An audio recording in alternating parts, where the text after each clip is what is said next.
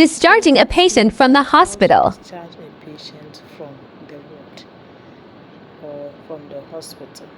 So here you have to ensure that the discharge papers are duly signed by the surgeon or the physician.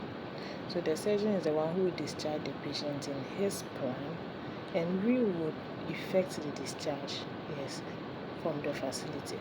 So you have to inform the patient that during ward rounds or when your doctor came or when your team of doctors came, they discharged you. So we are still preparing the discharge papers, and when everything is done, then you will be able to go. So if the relative is around, you talk to the relative to go and settle the bills. Yes, if you explain things well to them, you show them where to settle the bills and they will go. And when the receipts are returned, you ensure that you write the receipt in the books appropriately. So the discharge process, all that you need is admission and discharge book and the ward state. Or if you are using an online system, then you need your computer. Yes.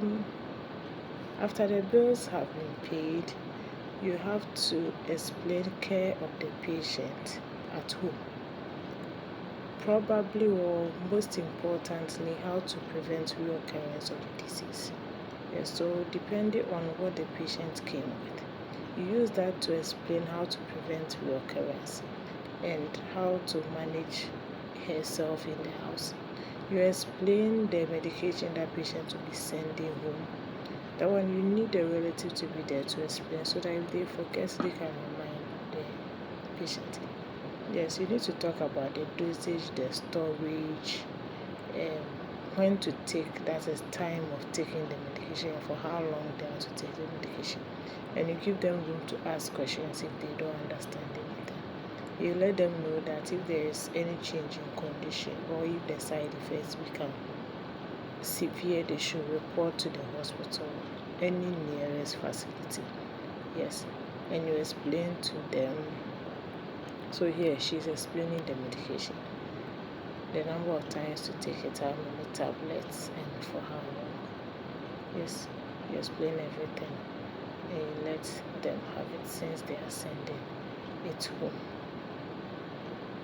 If there are other medications that are yet to be taken from the pharmacy, you direct the relative to take them before he leaves the facility.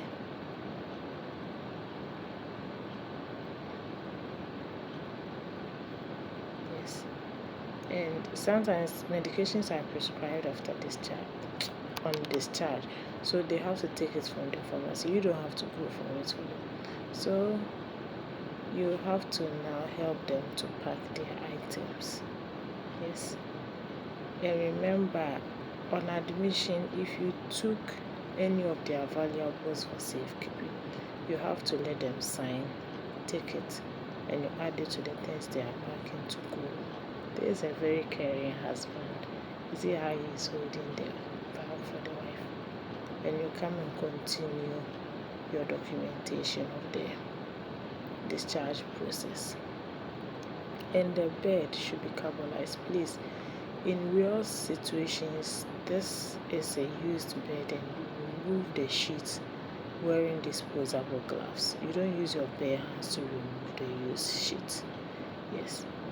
And you have to carbolize the bed while wearing disposable or utility gloves. You carbolize the bed with chlorine solution 1 in 10, so that any form of microorganisms will be killed, and you lay the bed for use or to receive the next patient.